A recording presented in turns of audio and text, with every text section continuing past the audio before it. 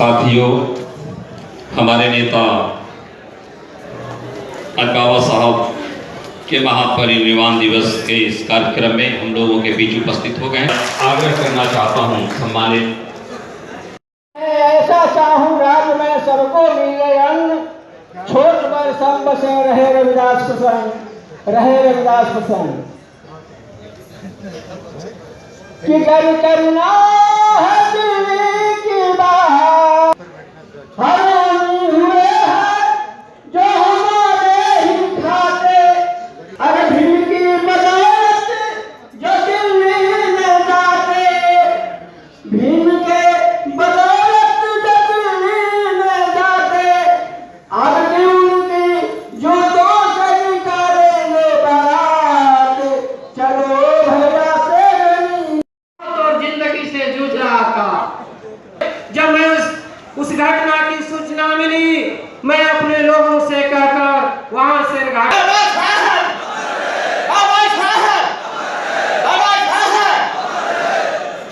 मैं बहुत कुछ नहीं कहूँगा। इस मंच से मैं आज अपने बाबा साहब डॉक्टर B.R. अम्बेडकर, माननीय कांशीराम साहब के तैल चित्र पर श्रद्धा सुमन अर्पित कर रहे हैं। बाबा साहब अमर रहे, बाबा साहब अमर रहे, मान्यवर कांशीराम साहब अमर रहे, मान्यवर कांशीराम साहब अमर रहे, अमर रहे, अमर रहे। बहुजन समाज पार्टी जिंदाबाद, बहुजन समाज पार्टी जिंदाबाद। माननीय बहन कुमारी मायावती जी जिंदाबाद, जिंदाबाद, जिंदाबाद। माननीय बहन कुमारी मायावती जी जिंदाबाद, जिंदाबाद, जिंदाबाद। बहुजन समाज पार्टी जिंदाबाद, जिंदाबाद, जिंदाबाद। बाबा साहब अमर रहे, अमर रहे, अमर। बाबा साहब अमर रहे, मान्यवर कांशीराम साहब अमर रहे, बाबा साहब अमर रहे। शाह के परिनिर्वाण दिवस के अवसर पर इस कार्यक्रम के मुख्य मेहमान सम्मानित बिहार के क्या है और दो शब्दों में अपनी बातों को रखें। राम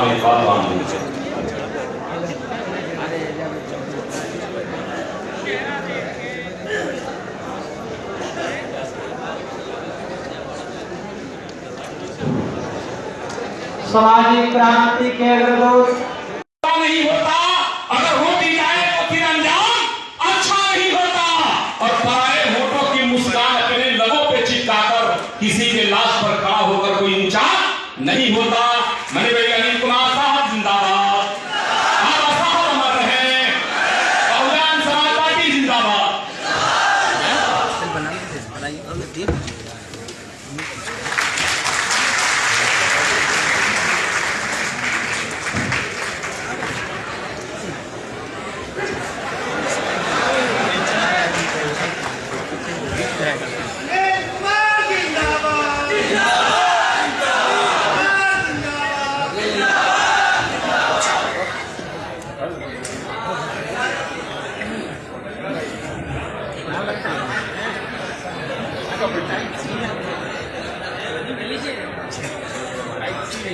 आज बहुजन समाज पार्टी के तमाम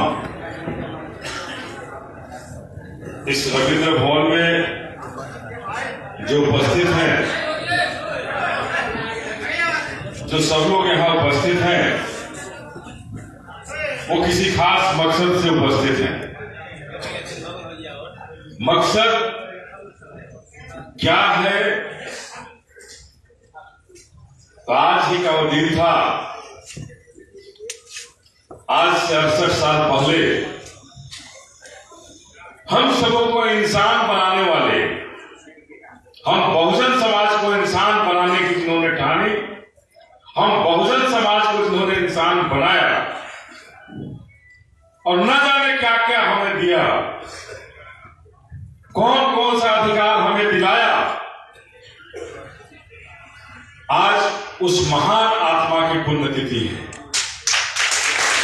मैं उस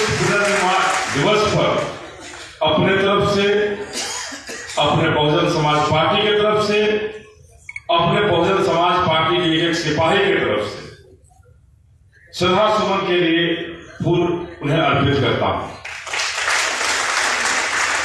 बाबा साहब ही वो महान शख्सियत थे, बाबा साहब ही वो महान शख्सियत थे जिनकी बदौलत आज हमारे परिवार का भरण पोषण अच्छे से हो रहा है और आज झोपड़ियों से हटकर हम महलों में रहने लगे। आज अगर बिना कुर्सी के थे तो आज कुर्सी पर बैठने लगे, ये बाबा साहब की ही बदौलत ही है। ये बाबा साहब का ही वो देन है कि खुद तो स्कूल के बाहर रहे, खुद स्कूल के बाहर रहे, लेकिन हम सबों को पढ़ने के लिए स्कूल के अंदर बैठाने की व्यवस्था अगर की तो बाबा साहब, अगर समझ लीजिए, सोचिए कि अगर उनका आशीर्वाद हम बहुजन समाज पर नहीं होता और मनुवाद और सामंतवाद का जो बोलबाला भारत पर चल रहा था, ये चलता रहता, तो हम और आप कहां रहते, ये सोचने की जरूरत है। अपने इतिहास को जब तक नहीं जानेंगे, जब तक अपने इतिहास को नहीं जानेंगे, तब तक अपने बहुजन समाज को आगे नहीं बढ़ा पाएंगे। आज जरूरत है हमें बाबा साहब को इतिहास को, उन पन्नों को पलटने का कि कौन से वो शख्सियत थे और आज अपने आप के भी पन्ने को पलटने की जरूरत है कि आपके नेता आज आपके लिए क्या कर रहे हैं। एक बाबा साहब थे जो हमें सब कुछ दे रहे थे और आजादी के 75 साल 76 साल गुजर जाने के बाद भारत की 81 करोड़ जनता, सरकार कहती है कि मैं उन्हें खाना खिलाता हूं, नहीं तो उन्हें खाना खाने के लिए भी अनाज उनके पास नहीं थे। ये हमारा भारत, कैसा महान भारत, कौन कहता है भारत महान? आर्थिक शक्तियों से विश्व गुरु बन गए, कहां गए वो कहने वाले लोग? अगर 81 करोड़ भूखे नंगे घूम रहे हैं, अगर 81 करोड़ लोग भूखे नंगे भारत में परिभ्रमण कर रहे हैं, तो ये हमारे बाबा साहब का भारत नहीं हो सकता है मेरे साथियों, ये कभी नहीं हो सकता है। तो मैं कहना चाहता हूं कि बहुजन समाज पार्टी कि मेरे अगर जाबाज सिपाही हैं आप, माननीय साहब के उस मिशन को पूरा करना चाहते हैं, बाबा साहब के सपनों के लिए जिंदा रहना चाहते हैं, बाबा साहब के सपनों का भारत बनाना चाहते हैं, तो आपको उनके अंदर जीना होगा। आपको बाबा साहब का किसी एक गुण को भी लेकर आपको अपने घरों में, आपको गांव में लेकर के चलना होगा, तभी बाबा साहब का सपना पूरा हो सकता है, नहीं तो सपना पूरा नहीं हो सकता।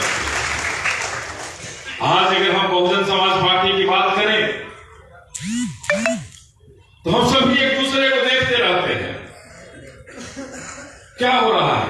अरे फलना सोया हुआ है, हम भी सोए रहे, फलना रजाई तान के सुतल हुआ तो हम सुतल में, फलना आज खेत कोड़े बोल हुआ था, हम आज खेते कोड़े, फलना उत्तर प्रदेश में चल हुआ बोर्डे पर दारू पिए, तो हम सब चले मुंह तो बंद के बाद दारू पी लेगा। बिहार में बंद देखा होगा, उत्तर प्रदेश में पी के चले, तो क्या हमारे मानव साहब का मिशन इससे पूरा हो सकता है? क्या बाबा साहब का सपना इन सोचों से पूरा हो सकता है?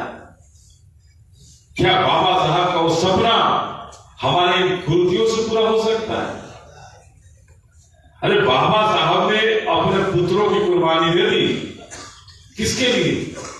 हमारे बहुजन समाज के लिए कुर्बानी दी थी, न कि अपने लिए और अपने परिवार के लिए कुर्बानी दी थी। अपने बहुजन समाज के उन्होंने अपने पुत्रों की कुर्बानी दी थी। इसको समझना। आज हम बहुत खुश होते हैं, हमें नौकरियां मिल गई,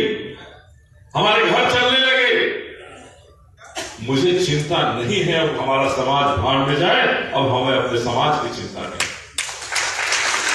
क्या बाबा साहब यही सोचते? अगर बाबा साहब अपने बेटे की दवाइयों के बीच अगर लगे रहते